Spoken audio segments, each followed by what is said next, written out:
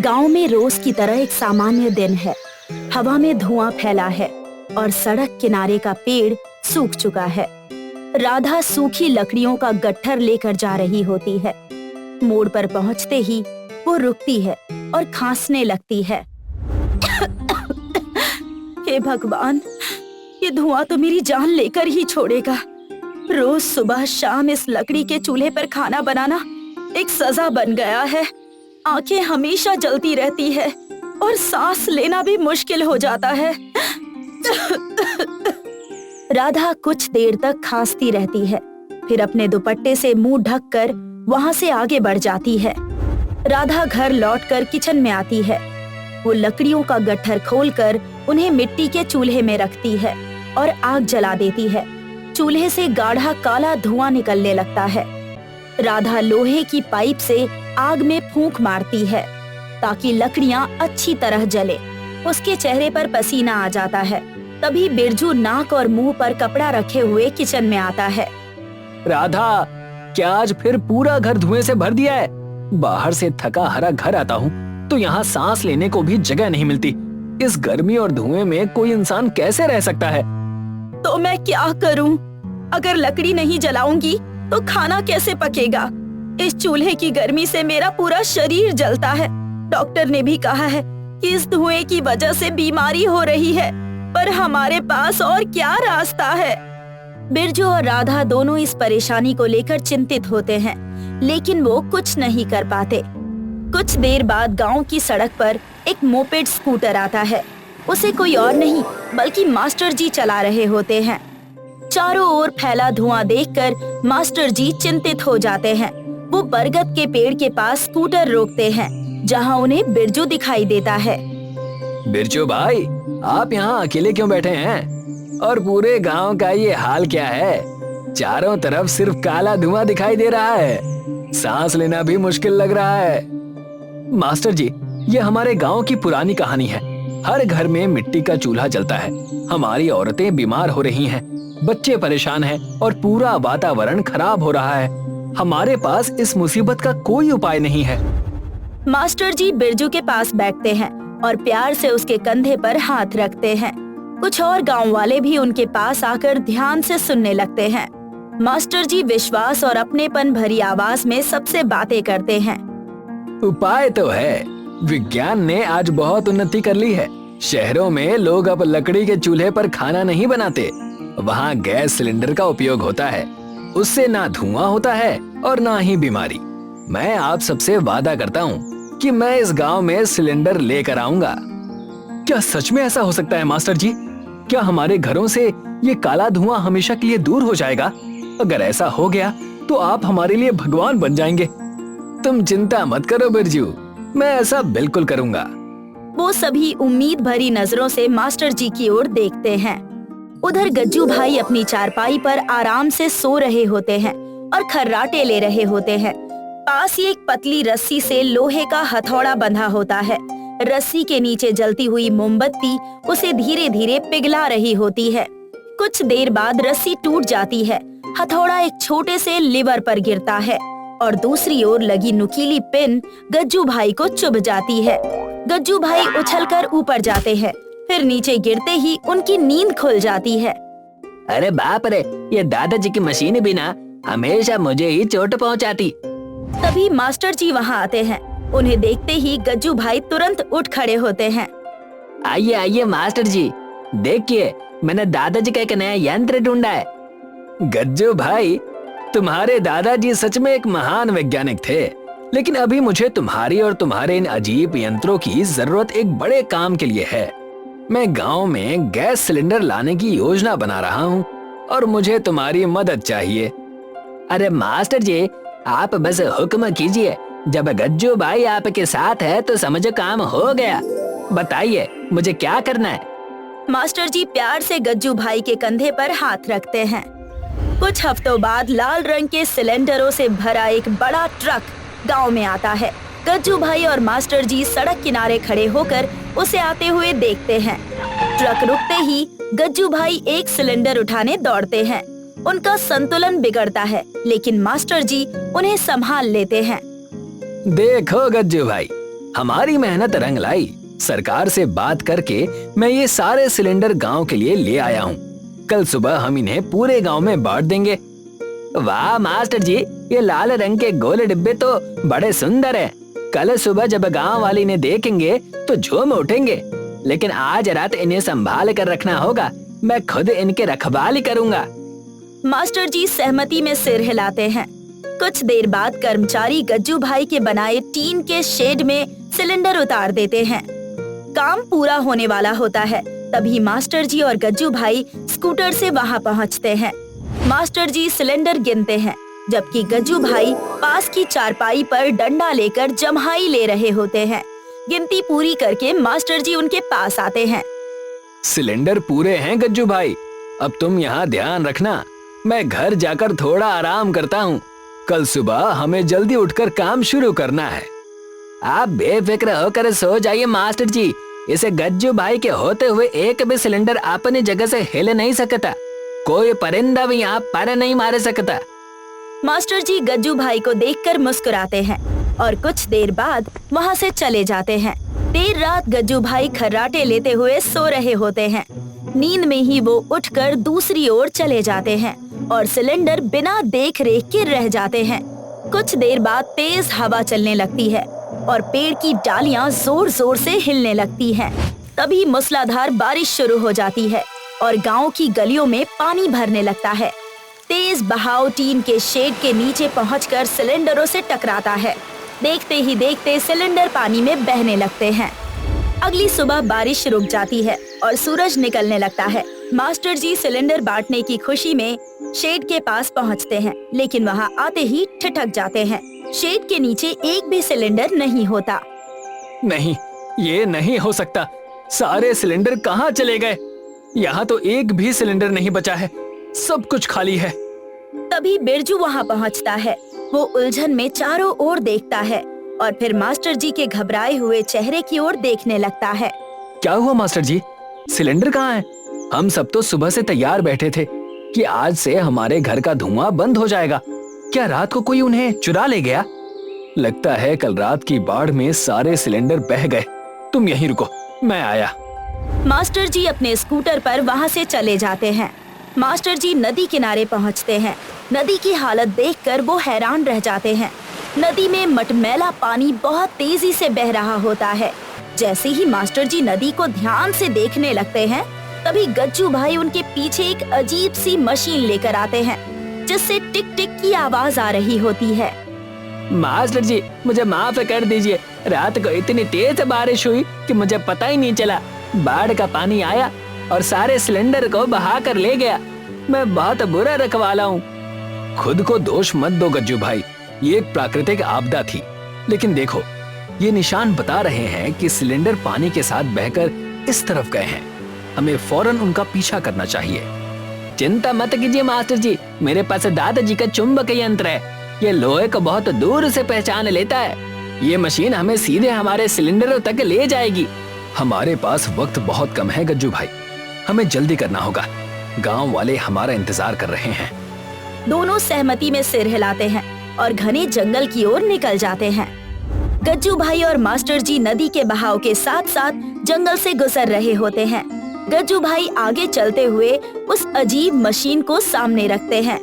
जब भी मशीन मुख्य नदी से दूर जाती किसी राह की ओर होती है, तो वो तेज आवाज करने लगती है। मास्टर जी उनके पीछे सावधानी से चलते हुए चारों ओर देखते हैं।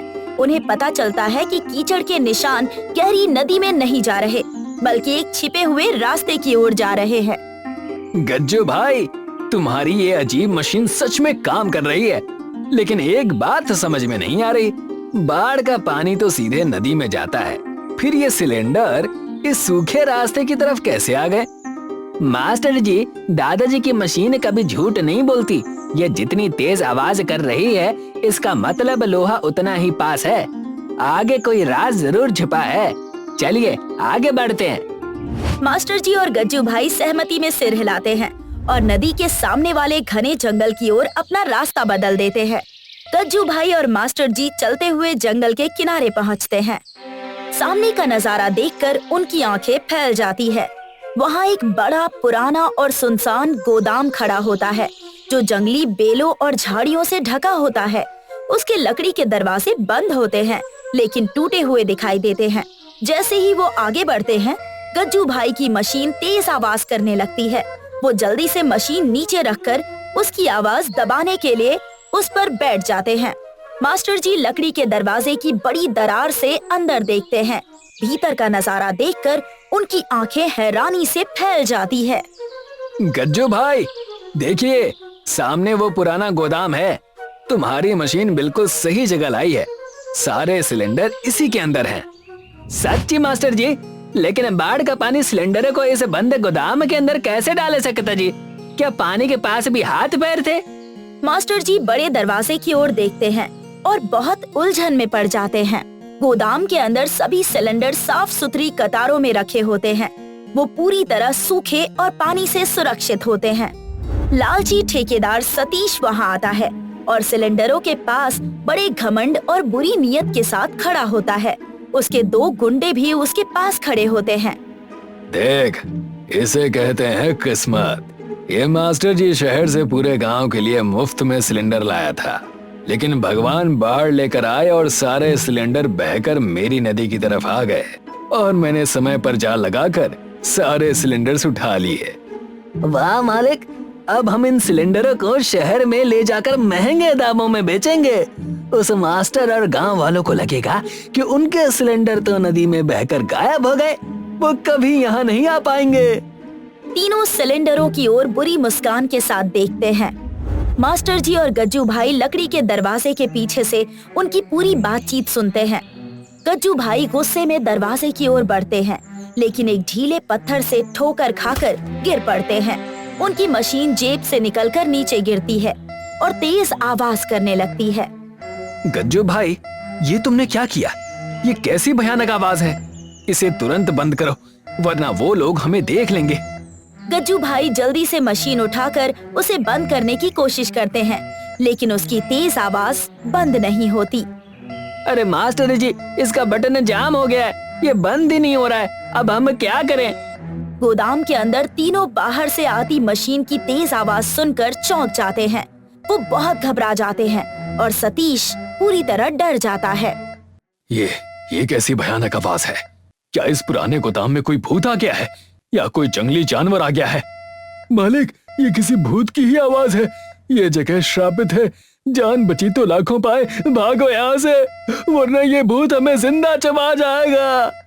तीनों वहाँ से भाग जाते हैं। सतीश और उसके दोनों गुंडे गोदाम से निकलकर घने जंगल की ओर भागते हैं। वो मास्टर जी और गज्जू भाई के पास से गुजरते हैं, जो एक पेड़ के पीछे छिपे होते हैं। दोनों चुपचाप उन्हें जाते हुए देखते हैं। उनके जाते ही गज्जू भाई एक बड़ा पत्थर उठाकर मशीन पर दे मारते हैं और आखिर उसकी आवाज बंद हो जाती है।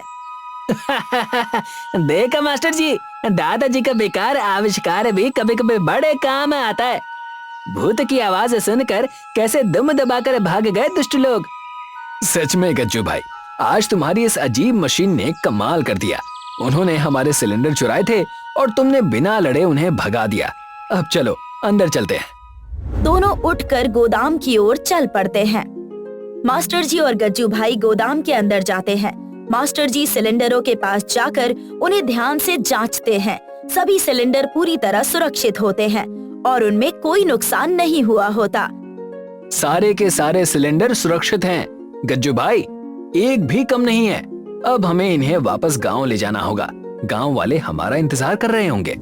गज्जू भाई की नजर गोदाम के कोने में खड़ी एक बड़ी लकड़ी की ठेला गाड़ी पर पड़ती है, जिसे सतीश चोरी के सिलेंडर ले जाने के लिए वहाँ रख कर गया होता है। देखिए मास्टर जी, चोरों ने हमारे लिए गाड़ी का इंतजाम भी पहले से कर रखा है। हम इस बड़े से ठेले पर सारे सिलेंडर लाद कर शान से अपने गांव वापस चलेंगे। दोनों सिलेंडरों को ठेला गाड़ी पर रखने लगते हैं। तभी उन्हें पीछे से ताली बजाने की आवाज सुनाई देती है। वो पीछे मुड़कर देखते हैं तो वहाँ सतीश अपने दोनों गुंडों के साथ वापस खड़ा होता है। वाह गज्जू भाई वाह, मानना पड़ेगा तुम्हारी इस मशीन को। हमें यूं ही डरा दिया। हाँ, और नहीं तो क्या, इसके लिए तो इन्हें पुरस्कार मिलना चाहिए, सतीश भाई का पुरस्कार। देखो सतीश, तुम जो कर रहे हो वो जुर्म है। मैं तुम्हें ऐसा हरगिज करने नहीं दूंगा। अच्छा, और मुझे रोकेगा कौन? गज्जू भाई आगे बढ़कर मास्टर जी के सामने खड़े हो जाते हैं। मैं। सतीश अपने दोनों गुंडों को इशारे से गज्जू भाई से लड़ने के लिए कहता है। दोनों गुंडे गज्जू भाई की ओर दौड़ते हैं और गज्जू भाई भी पूरे आत्मविश्वास के साथ उनकी ओर दौड़ पड़ते हैं। पर